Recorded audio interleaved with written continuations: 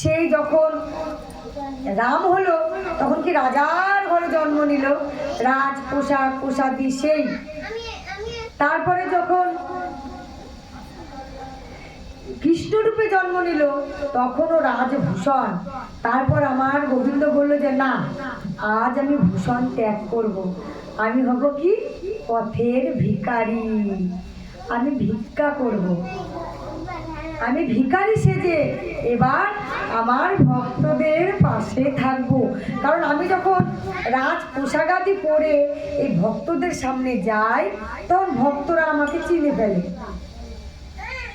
আর ভক্তরা যখনই চিনে ফেলে তখন আমি তাদেরকে আর ধরা দিতে পারি না, তাহলে আমি এবার ভিখারি বেশ নেব।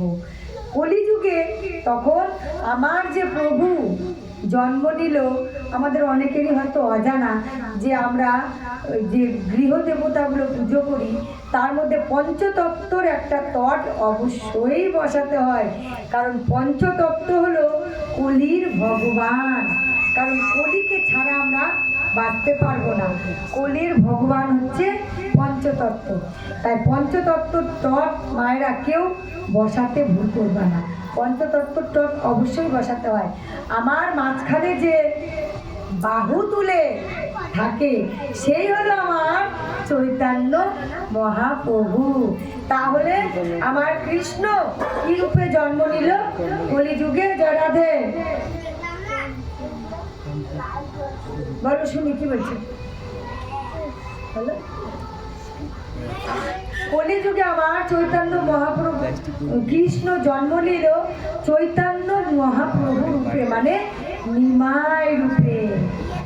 আর আমার যে লক্ষণ, লক্ষণ ছিল না, রামের ভাই লক্ষণ, রামের ভাই ছিল লক্ষণ, সেটা কোথায় ছিল?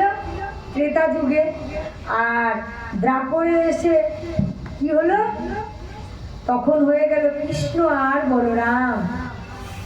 তাহলে যুগে যুগে ওরা ভাই আছে। আর কলিযুগে আমার কি হয়ে গেল? নিতাই, মানে নিত্যানন্দ। সেই বলরাম হলো আমার নিত্যানন্দ, নিত্যানন্দ আমার গৌরাঙ্গে থাকে ডানে। জয় রাধে, তাই তো মা? চৈতন্য মহাপ্রভুর ডানে থাকে আমার নিত্যানন্দ, মানে রাম লক্ষণকে তার ডানে রেখেছে। আর বায়ে কে থাকলো?